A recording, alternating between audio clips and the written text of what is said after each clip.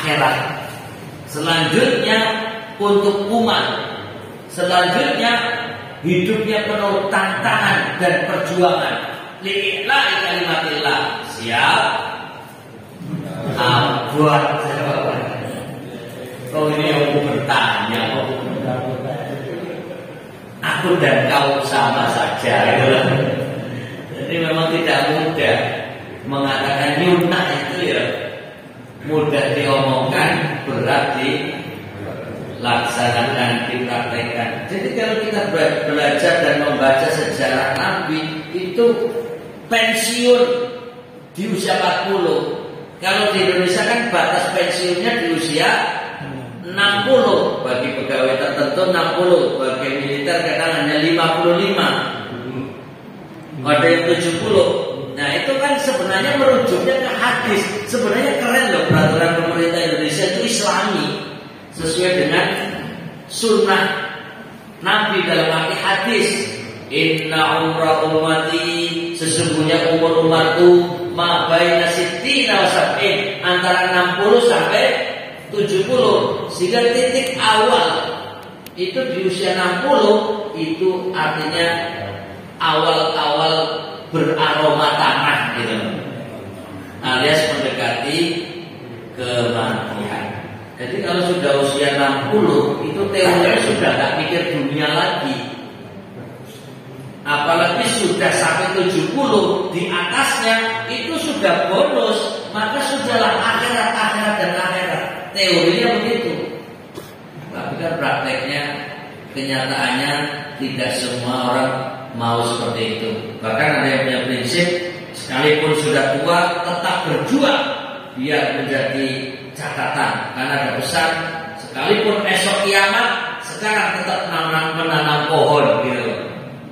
Dengan harapan ini nanti bisa tumbuh dan berbuah sehingga untuk generasi setelahnya, sekalipun esok kiamat. Artinya itu untuk menggambarkan motivasi semangat dalam menjalani hidup, yaitu masing-masing punya prinsip.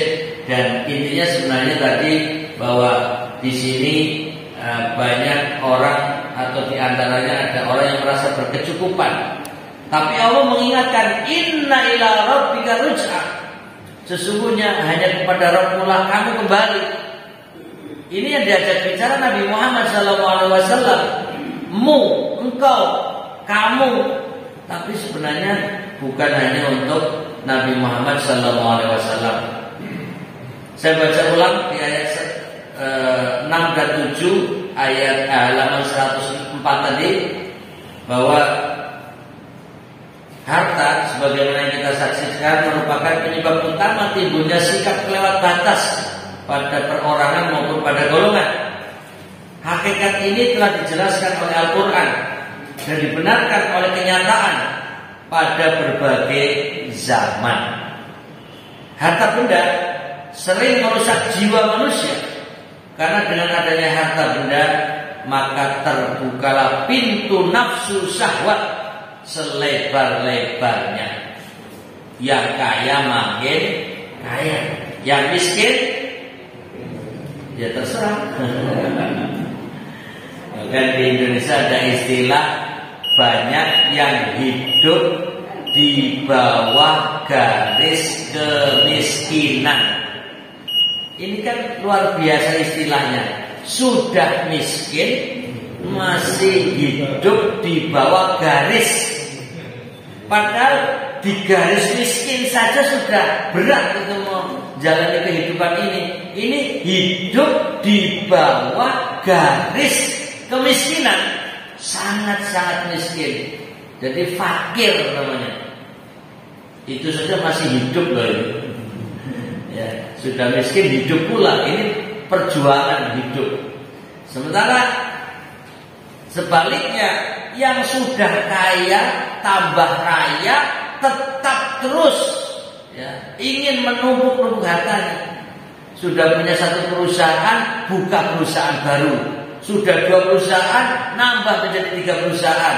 Yang sudah 3 pun terus berkembang sampai bisa 10 perusahaan. Yang kaya makin kaya, yang miskin hanya menonton. Itu hanya bingung kok bisa ya?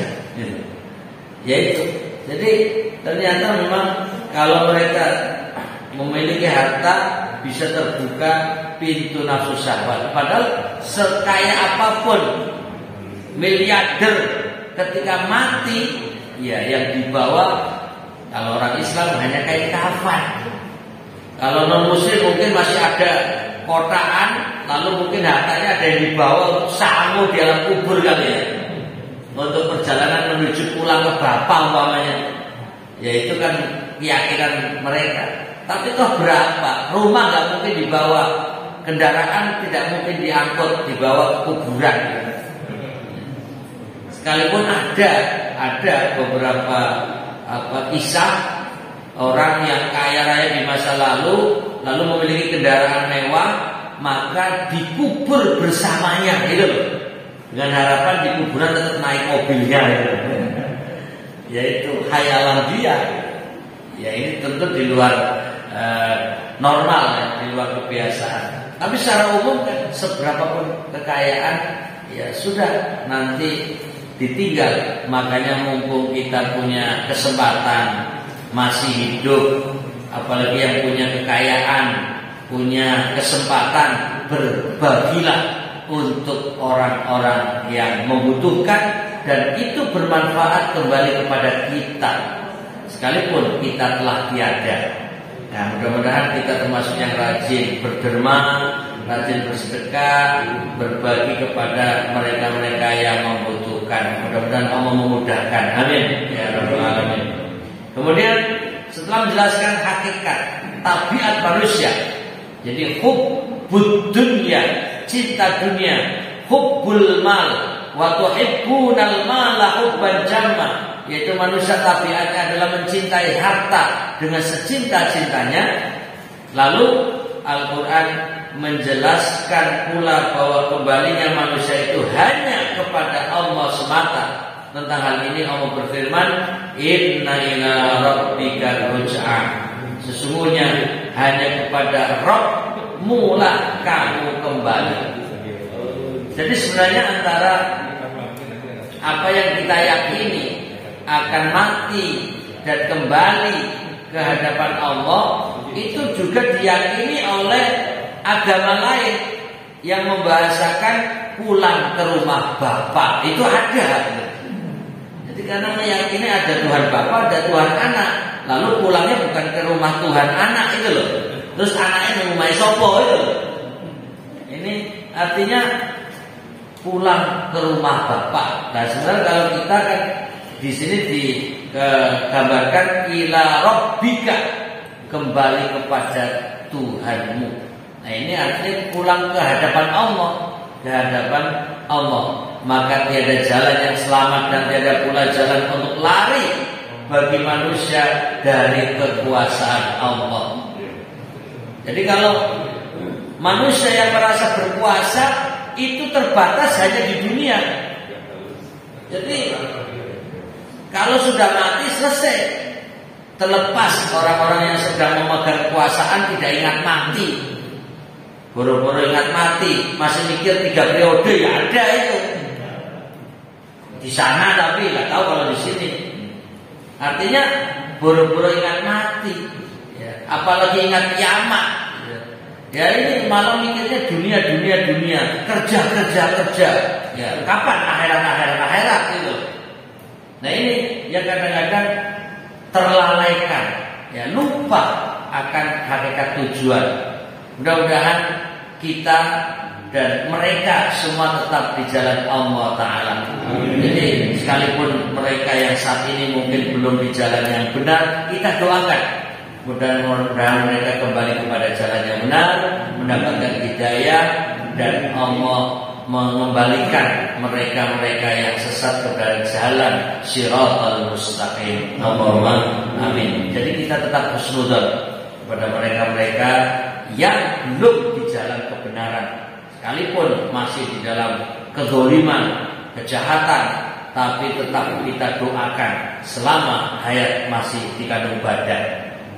Dan itu bisa terjadi berbalik 180 derajat, yang awalnya zalim, ya, pembunuh, ya, orang yang kasar, kejam, tapi kemudian taubat dan akhirnya menjadi orang yang bertauhid dan matinya husnul khotimah. Itu bisa terjadi dan itu ada kisahnya.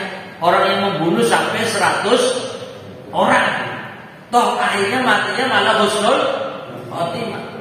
Jadi kita tetap berprasangka baik kepada siapapun. Jadi jangan kita malah membenci, tapi kita ajak. Itulah dakwah, mengajak orang yang jelek sekalipun, yang jahat sekalipun, yang kejam sekalipun, pembunuh dan seterusnya, mari kita ajak menuju jalan kebenaran. Bukan kita mengawali dari kebencian, tapi berangkat dari perdamaian, kedamaian untuk menuju kebaikan, masuk surga bersama. Apalagi satu jamaah yang antuk pokoknya melek sama masuk surga bareng bersama. Apalagi waktunya habis di akhir ini. Tapi ini sebagai penutup, ini yang termasuk, ya ini biar akhir, termasuk hal yang menarik ialah adanya kaitan antara ilmu, pengetahuan dan kekayaan yang menyebabkan timbulnya sikap kelewat batas. Ini sebagai keterkaitan antara pengetahuan dan kekayaan. Kemudian sesudah Allah menjelaskan karunia-Nya dan pengajarannya kepada manusia akan hal-hal yang belum diketahuinya, lalu Allah menjelaskan bahwa manusia itu akan bersikap kelewat batas apabila merasa serba cukup. Hal ini merupakan pemberitaan dari Al-Quran yang benar-benar terbukti pada zaman sekarang. Ilmu pengetahuan yang merupakan penyebab kemuliaan, penyebab sumber pengetahuan dan penyebab kecukupan benar-benar dapat berbalik menjadi penyebab kekufuran, terperdaya dan kelewat batas. Hal inilah yang kita saksikan pada kebanyakan manusia, baik secara perseorangan maupun sebagai golongan. Dan pada sebagian negara pada zaman sekarang ini, yaitu zaman nuklir, rudal antara benua dan penemuan-penemuan ilmiah yang bermacam-macam, kecuali hanya bagi orang-orang yang oleh Allah dibuka mata hatinya sehingga mereka menyadari hakikat kemanusiaannya. Titik. Ya. Sekalipun kita bacanya sampai ayat 14, tapi ternyata baru ayat 8 kita kehabisan waktu. Ya. Tadi tet-tet-tetnya jam berapa tadi? Yang tadi lo bunyi tadi 36 ya. Tambahi 12 jatuhnya jam berapa? Berarti masih 3 menit ya. Karena kalau saya berhenti nanti mau sholat tanggung, masih waktu haram. Sayang nanti yang mau sholat suruh, yang mau sholat awal duha, bagi yang mau sholat nanti di waktu sholat, di waktu yang haram, nggak boleh. Karena itu saya tambah dikit, daripada tanggung ya. Satu selesai nanti nggak boleh sholat, pulang sayang. Sementara kalau saya lanjutkan kan lumayan, kira-kira 3 menit. Berkenan ya semuanya? Baik, saya tambahkan biar kalau genap sampai 14. Kemudian Al-Quran beralih mengarahkan larangannya terhadap orang-orang yang memalingkan manusia dari menyembah Allah. Untuk itu Allah Subhanahu wa taala berfirman, ayat 9 sampai ayat 10, ara'aital ladzi yanha 'abdan idza shalla. Bagaimana pendapatmu tentang orang yang melarang seorang hamba ketika dia mengerjakan sholat? Orang yang melarang itu adalah Abu Jahal. Jadi ini catatan sejarah ketika Nabi Muhammad SAW sedang sholat, sedangkan Abu Jahal ini yang benci kepada Nabi Muhammad SAW sehingga melarang. Sedangkan hamba yang mengerjakan sholat adalah Nabi Muhammad SAW. Ini juga sekaligus informasi bahwa ternyata Nabi sudah mengerjakan sholat. Ternyata Nabi sebelum adanya Isra dan Mi'raj itu sudah ada sholat. Hanya bentuk sholatnya yang mungkin berbeda, model dan tata cara sholatnya mungkin berbeda, waktunya pun berbeda, bahkan syarat sahnya sholat pun belum berlaku. Karena pernah kita ceritakan bahwa sholat sudah ada di Mekah, karena Isra Mi'raj itu sebelum hijrah. Tapi ayat wudhu datang belakangan ketika Nabi Muhammad SAW berada di Madinah. Pertanyaannya, apakah orang yang sholat di Mekah pakai wudhu? Nah itu pertanyaannya. Kira-kira jawabannya apa Pak? Mau bilang tidak, oh yurawani ya belum ada ayat yang memerintahkan wudhu, ya jelas belum ada. Jadi artinya sholat ya sholat, tapi belum ada syarat sahnya sholat bersuci dalam arti wudhu, mandi, tayamum. Itu ayatnya adalah ayat Madaniyah. Jadi Nabi sholat sebelum Isra Mi'raj, ya, dan bahkan nanti sholat 5 waktu setelah Isra Mi'raj itu belum ada ayat wudhu, belum ada ayat mandi, belum ada ayat tayamum. Secara logika dimaknai berarti belum ada wudhu sebelum sholat. Artinya sholatnya tanpa wudhu. Nah itu kalau kita bisa pahami kapan ayat Isra Mi'raj, kapan ayat wudhu, melihat dari sisi sejarah. Tapi kan sekarang jangan terus ikut-ikutan. Aku sholatnya orang wudhu sih, tak apa? Biar Nabi orang wudhu aja, jangan begitu. Beda waktu, beda syariat.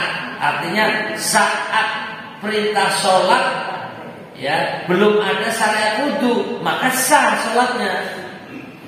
Berbeda dengan sekarang, ya tidak bisa begitu. Harus toharo, harus bersuci sebelum sholat, karena ini ada syarat sahnya sholat gitu.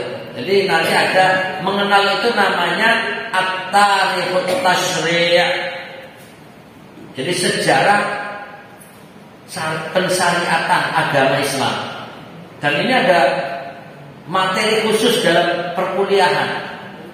Saya dulu waktu masih menjadi mahasiswa di Universitas Islam Madinah, Arab Saudi, itu ada mata kuliah namanya at-tarikh at-tasyri'.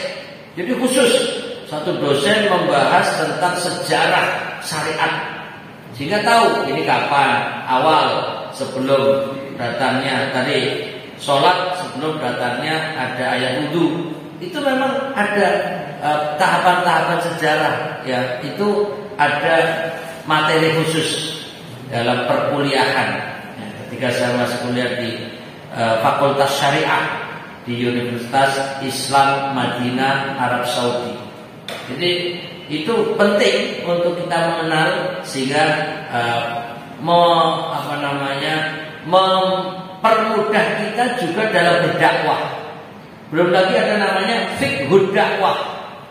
Jadi ilmu pengetahuan tentang metode dakwah itu juga ada perkuliahan khusus.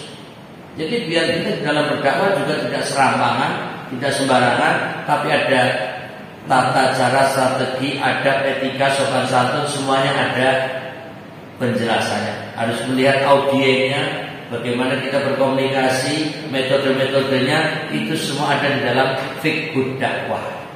Nah itu biar kita juga bertambah wawasan di dalam menyampaikan materi dakwah kita, dari baik ayat Al-Quran maupun hadis. Baik, ini saya lengkapi.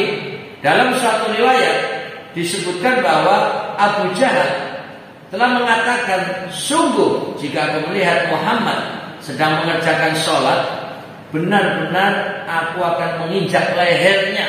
Ini ancaman dari Abu Jahal. Walaupun sebenarnya Abu Jahal ini ya orang yang mungkin secara fisik berhadapan dengan Nabi Muhammad bisa mengalahkannya. Tapi dalam posisi ini dia merasa lebih kuat, merasa lebih hebat, sehingga mengancam. Dia bisa memerintahkan anak buahnya dengan kekuasaan dan hartanya, sehingga bisa melecehkan, menghina secara fisik terhadap Nabi Muhammad SAW. Tapi ternyata Nabi Muhammad tidak kalah gertak dengan jawaban, "Lau dana minni lah tatafaqul malaikah." Ini tanggapan dan jawaban reaksi Nabi Muhammad SAW menghadapi Abu Jahal. Jadi bahasanya Abu Jahal kasar, yaitu akan menginjak, ya, artinya akan kuinjak lehernya. Tapi Nabi jawabannya dengan bahasa keimanan. Seandainya dia mendekat kepadaku untuk melaksanakan niatnya menginjak leherku, niscaya dia disambar oleh malaikat. Nah, jadi bahasanya Nabi pakai keimanan malaikat. Jadi biar orang yang mendekat nanti disambar malaikat. Ya, juga saling mengancam. Jadi terkadang juga dibutuhkan ketegasan dan keberanian. Ketika diancam boleh melawan, tapi kita sebaiknya tidak memulai untuk meneror orang. Ya, ketika diteror boleh meneror. Ketika dilawan kita boleh melawan, menyesuaikan situasi. Seperti halnya kenapa Nabi Muhammad SAW melakukan peperangan seperti Badar, karena diserang. Kenapa Nabi Muhammad perang Uhud? Karena diserang. Kenapa Nabi Muhammad bertahan di dalam perang Ahzab? Karena diserang. Jadi boleh melawan, ya, boleh bertahan ketika diserang, tapi tidak memulainya, tidak mendahului serangan terhadap lawan. Itulah bagaimana cara menyikapi perlawanan terhadap lawan dan musuh. Maka Nabi di sini mengatakan itu, seandainya dia mendekat, lau dana minni lah tatafaqul malaikat. Ya, untuk melaksanakan niatnya, niscaya dia disabar oleh malaikat. Efek dari omongan Abu Jahal. Pengertian larangan dalam ayat ini tidak hanya menyangkut Abu Jahal, tetapi bersifat menyeluruh. Nah, ini bahwa kita membaca ayat jangan hanya redaksi yang tertulis saja. Jadi ada yang tersirat, ada yang tersurat, ada yang tersirat. Jadi biar tidak terbatas sebagai sejarah masa lalu, seakan-akan bahwa ini ayat hanya berlaku di masa Abu Jahal hidup, selesai. Tidak. Karena itu di sini bersifat menyeluruh, mencakup semua orang yang mencegah orang mengerjakan sholat, siapapun orang yang mengerjakan sholat itu. Nah, ini kalau nanti kita bicara yang agak serempet-serempet politik bisa agak memanas lagi. Jadi artinya bagaimana nanti kalau pas Ramadan tiba-tiba nggak boleh sholat tarawih di masjid. Nah, ini perlu dipikirkan lagi itu. Bagaimana pas hari raya tidak boleh sholat lagi di masjid atau di lapangan. Pikirkan lagi. Sementara merayakan, ya, hari raya besar, agama lain kok seperti tidak ada larangan. Seakan-akan COVID itu bisa milih-milih waktu gitu loh, keren kan? Moga itu dipikirkan. Jadi artinya itu ternyata bisa terjadi di masa kapanpun. Nah, ini artinya ada pihak-pihak yang berkuasa yang melarang untuk ibadah, dan itu pernah terjadi di zaman Nabi. Kalau sekarang terjadi kembali, itu hanya pengulangan sejarah. Nah, ini yang perlu kita ingat. Kemudian selanjutnya Al-Quran meneruskan larangan dan cegahannya melalui firman berikut ini. Ara'aita in kana 'alal huda aw amara bit taqwa ara'aita in kadzdzaba wa tawalla alam ya'lam bi anna Allaha yara. Bagaimana pendapatmu jika orang yang melarang itu berada di atas kebenaran atau dia menyuruh bertakwa kepada Allah?